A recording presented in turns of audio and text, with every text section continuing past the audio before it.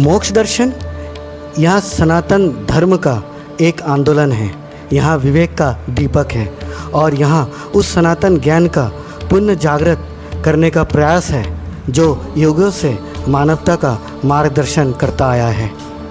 यदि सनातन धर्म सत्य है तो फिर भारत पीछे क्यों रह गया। नमस्कार देशवासियों, आज मैं एक ऐसे विषय लेकर आया हूँ जिस पर बोलने से बहुत लोग डरते हैं। हम बरसों से सुनते आए हैं कि सनातन धर्म विश्व का सबसे प्राचीन और सबसे महान ज्ञान है।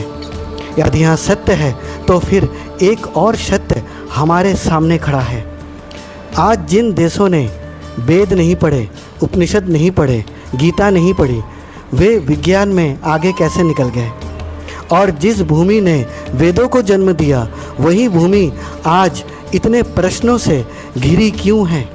यदि हमारे पास ज्ञान था तो वहाँ समाज तक पहुँचा क्यों नहीं।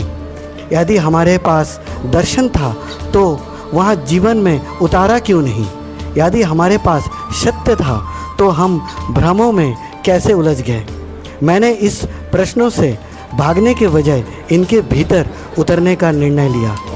मैंने बार बार वाल्मीकि रामायण पढ़ी, मैंने महर्षि वेदव्यास का महाभारत पढ़ा, गीता, वेद और उपनिषदों का अध्ययन किया और धीरे धीरे मुझे यहाँ अनुभव हुआ कि हमारे पास ज्ञान की कमी नहीं हुई, बल्कि ज्ञान और समाज के बीच की जो कड़ी थी वो टूट गई है।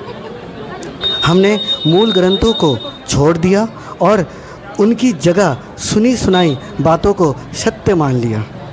हमने अध्ययन करना छोड़ दिया और केवल दोहराना शुरू कर दिया।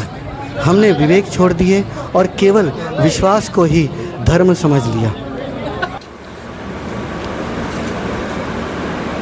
मेरी जो ये बातें हैं, मैं यहाँ नहीं कहता कि मेरी हर बात अंतिम सत्य है, लेकिन मैं यहाँ अवश्य कहता हूँ कि बात मूल ग्रंथों के सामने रखी जाएगी। यदि मैं गलत हूँ तो ग्रंथ मुझे सुधार देगा। यदि समाज गलत समझ रहा है तो ग्रंथ समाज को सुधार देगा। अब समय आ गया है कि हम केवल यह कहना बंद करें कि हमारा धर्म महान है।